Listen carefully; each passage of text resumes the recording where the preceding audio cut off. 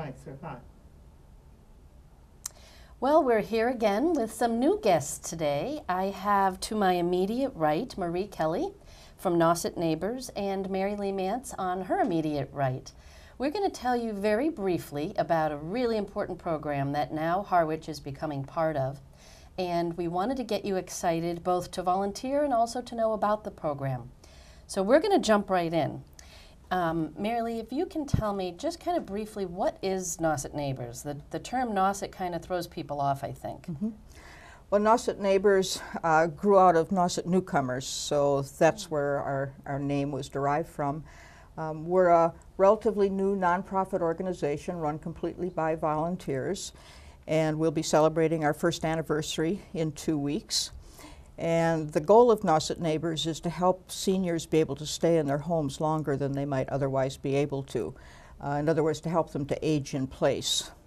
And it's more than just helping people stay in their homes. We try to help them to do it with relative independence and with dignity. We do this by helping them with some of the challenges around their home and their yard, as well as to provide access to improved transportation so that they can not only go to medical appointments, but other appointments, run errands, meet up with friends, go shopping, and importantly, to be able to take advantage of some of the social, cultural, and educational opportunities in the country. Nauset Neighbors is modeled after Beacon Hill in Boston, which people may have heard of, right. Which was the first of these virtual villages. And these villages have proven to be so successful that they're starting to sweep across the country. And besides helping seniors stay in their homes, the University of Tennessee did a study that was very interesting, and it showed that when seniors joined one of these villages like Nauset Neighbors, that there was a significant reduction in visits to the emergency room, and the health status of many of the members actually improved. But I think to understand this for our viewing audience that we need to put it into just a little bit of context. Probably the most significant thing that happens to a senior and really changes their life is when they have to stop driving. Yep. And when that happens, suddenly it's hard to get to appointments, go shopping, meet up with friends, all kinds of things. And a person's world starts to get very small, and soon they begin to feel lonely and isolated. Also, there seems to increase with age the challenges of doing things around their home that used to be relatively easy. Things that might require good balance, like step ladders, exactly. Changing a light bulb? Changing light bulbs, changing the batteries in smoke alarms, or things that get heavier every year, like putting the window air conditioner in and out, or the patio furniture and taking down screens, all those kinds of things. And we find, too, that the demographics of neighborhoods and families have changed so much over the years that now so many of the people in neighborhoods don't know each other very well, maybe just a little casual wave. Here on the Cape, we find, of course, a lot of our neighbors disappear for months on end in the winter. So families, too, they now are scattered all across the globe. So it's not real easy for seniors to call on neighbors or friends or family for help each time they need it. So this is where an organization like Nauset Neighbors can really help people with these challenges of daily living. And I think that you and our audience will be interested to know that in the first 11 months of Nauset Neighbors operation, we're now providing services for 115 seniors in our community. Marie, where are those seniors? What does Nauset incorporate? And we have 2 new towns, and I think it. Yes, as Mary Lee mentioned, Nauset Neighbors grew out of a group of very dedicated folks within the Nauset Newcomers organization, and therefore Nauset Neighbors originally was servicing the towns of Wellfleet, Eastham, Orleans, and Brewster. And I became a volunteer. I'm a Harwich resident. I became a volunteer of Nauset Neighbors and met another woman in Harwich who knew a lot about the Beacon Hill Village concept and was interested in seeing it expanded to Harwich, and her name is Liz Lockwood. She and I got together and started speaking with the Nauset Neighbors Board of Directors and executive folks about expanding to offer services in Harwich and Chatham as well. And that we've been working on that diligently for the past 6 to 8 months or so, and we're now very close to launching in Harwich.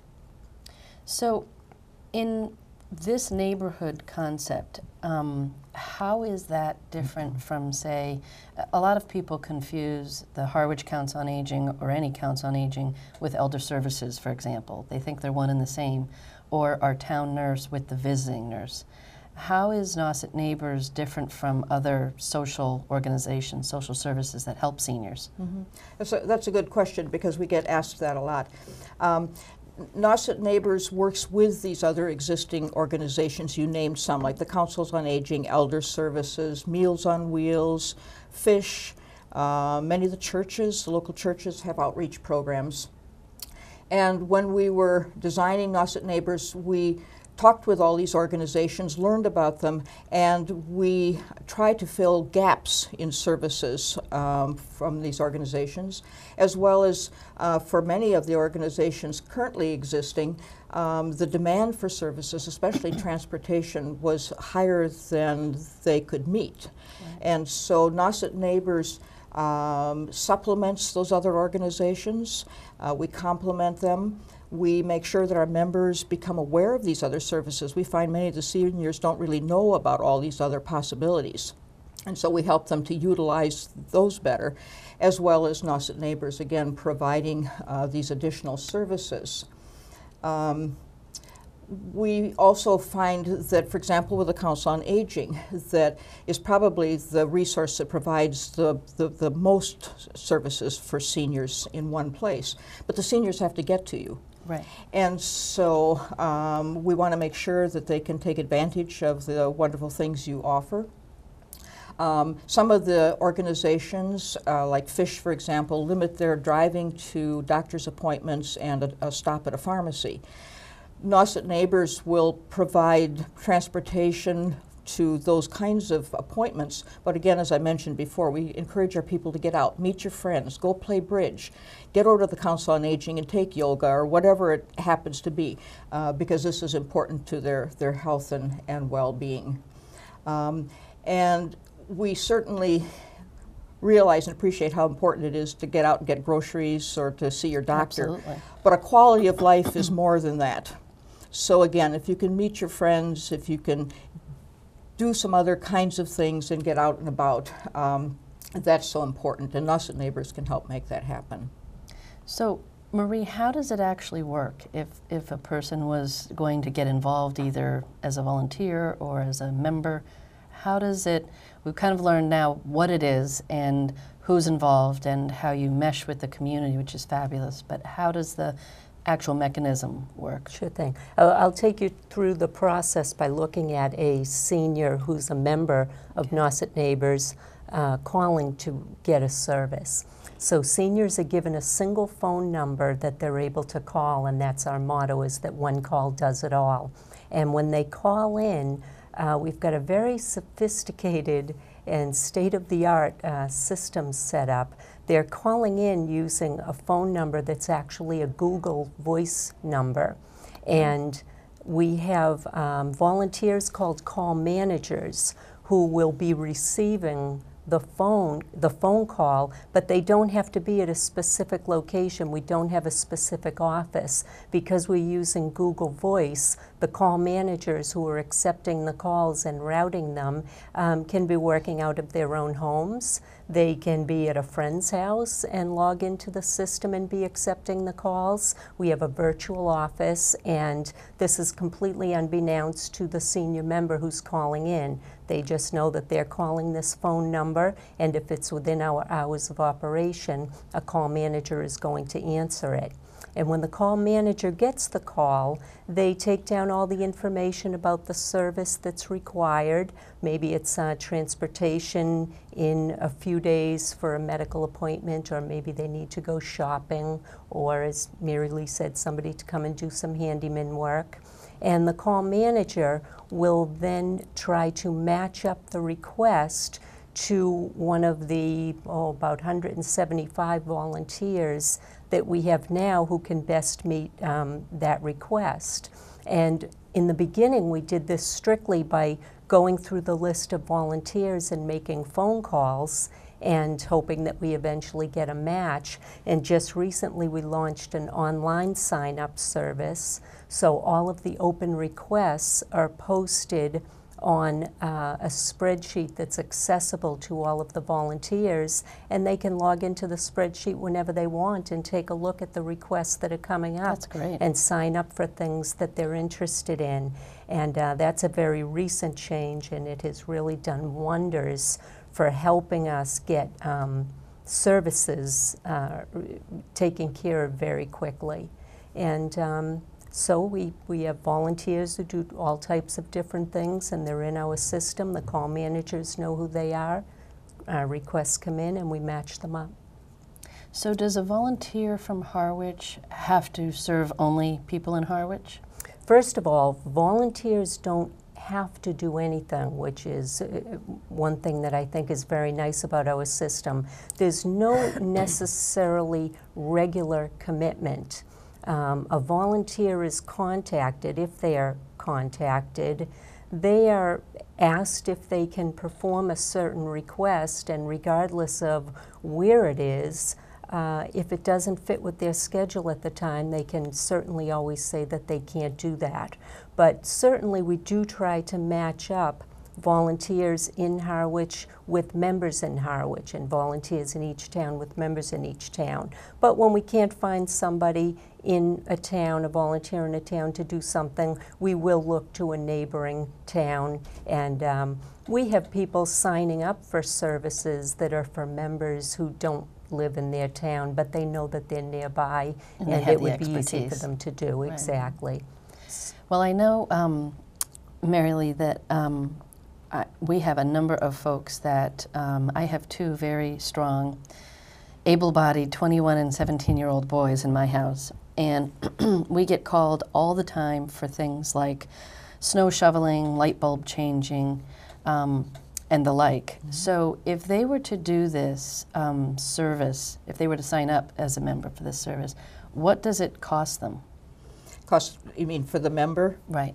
The cost is $175 a year for a single member and $225 a year for a household that has more than one member. But we realize that even though that works out to about a little less than $17 a month, that still could be a hardship for some people.